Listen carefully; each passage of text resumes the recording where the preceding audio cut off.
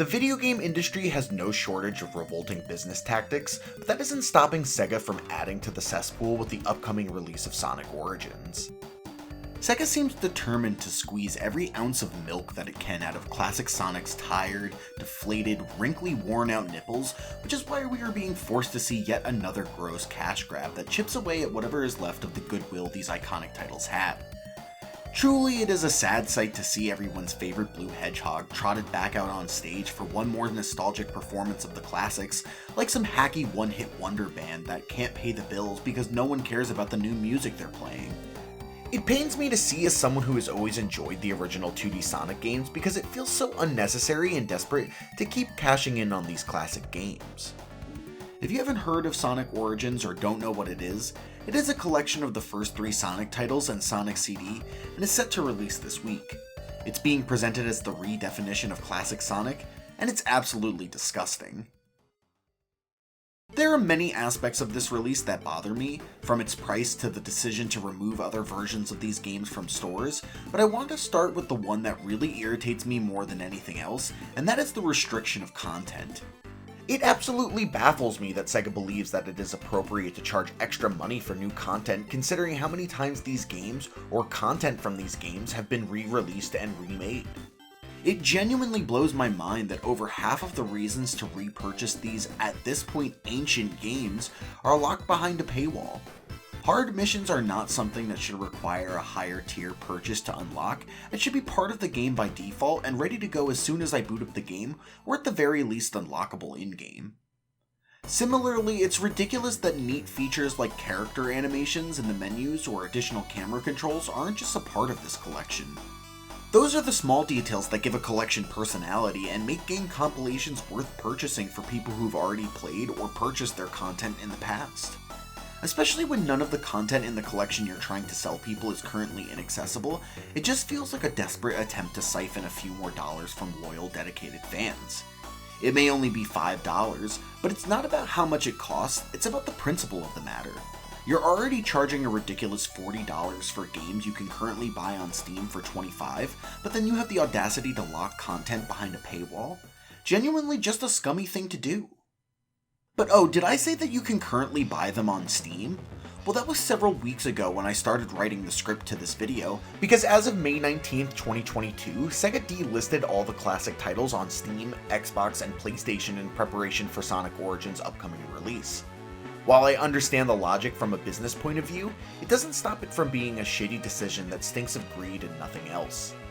Now, if you're looking to try classic Sonic for the first time, you don't have the option of trying one for $5. You have to commit to buying the entire collection even if you aren't sure that you like the series.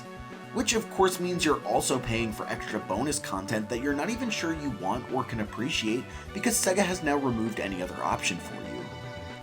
What honestly pisses me off about this is that they didn't choose to do this back in 2009 when they released Sonic's Ultimate Genesis collection on Xbox 360 and PS3. That title was only $30 and included every Sonic title in Origins except for Sonic CD, along with 40 other Genesis classics like the Golden Axe trilogy, and none of the classic Sonic games were delisted elsewhere back then.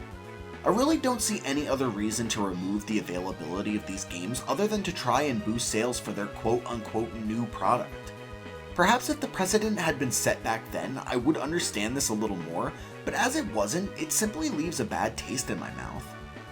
And just to give some context, this will be at least the 5th collection released in the last 25 years that will include Sonic the Hedgehog, Sonic the Hedgehog 2, and Sonic 3 and Knuckles on it.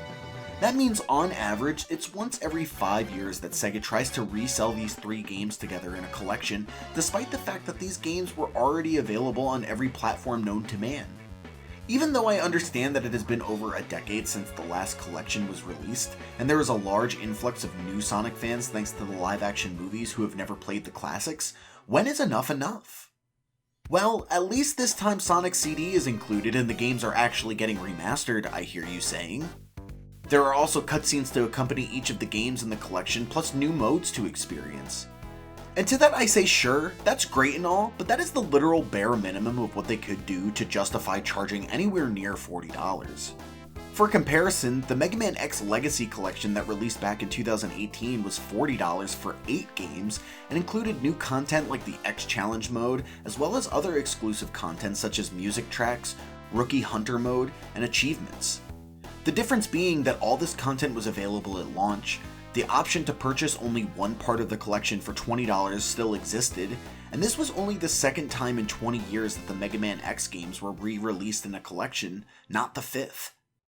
And honestly, I'm not really all that impressed with the offering Sonic Origins is giving us in the first place.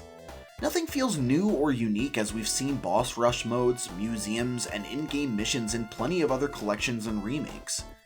Imagine if they included a randomizer mode where each time you completed a stage you never knew the stage you would go to next. Maybe you finished Green Hill Zone Act 2 only to find yourself in Starlight Zone Act 1, which sends you straight into the boss fight against Eggman in Spring Yard Zone Act 3. Or how about a mode that allows you to play as characters you never could before, like Shadow the Hedgehog or Metal Sonic? At the very least, Sonic, Tails, and Knuckles should have some skins for some of the more popular modern characters. It's a shame and a lost opportunity unless it's planned for some time down the line, and even then I'm sure they'd just charge extra for it anyway. What makes all of this worse is that Sonic Origins is not available in physical form, which requires you to purchase the game digitally. This is frustrating for those who prefer physical media, but also concerning when you think about the preservation of the content. What's stopping Sega from delisting this collection in 5, 10, or 20 years when they want to celebrate another Sonic anniversary? It's certainly not the collection's biggest error, but one that I shake my head at nonetheless. And the worst part is that I wouldn't have these concerns if Sega hadn't already shown me that they were willing to remove choices from the consumers. Now, I get that I'm bitching about a collection of 30-year-old games that I'm not even a die-hard fan of, and I should learn to let people love things more, but it really annoys me to see some of Sega's shitty choices surrounding this release. I'm sure the games themselves will run and look great, and the collection overall will be enjoyable, but I can't get past the restriction of content, DLC and pre-order bonuses, and general lack of creativity when trying to claim that this is the redefinition of Sonic. If anything, all this does in my eyes is further define Sonic's legacy as a disappointing franchise marred by bad decisions, and no amount of widescreen options is going to change that. I want Sega to stop dipping into the classic Sonic well again and again, but I can't imagine this will be the last time despite all the collections, Sonic Generations, Sonic Mania, and so much more. I know I personally will not be supporting this release, but let me know what you think about Sonic Origins and some of the decisions around its release. Am I overreacting and being too harsh on this release, or are some of my criticisms valid? Let me know down in the comments, and if you enjoyed this video, don't forget to like the video, subscribe, and hit the bell to be alerted whenever I release new content.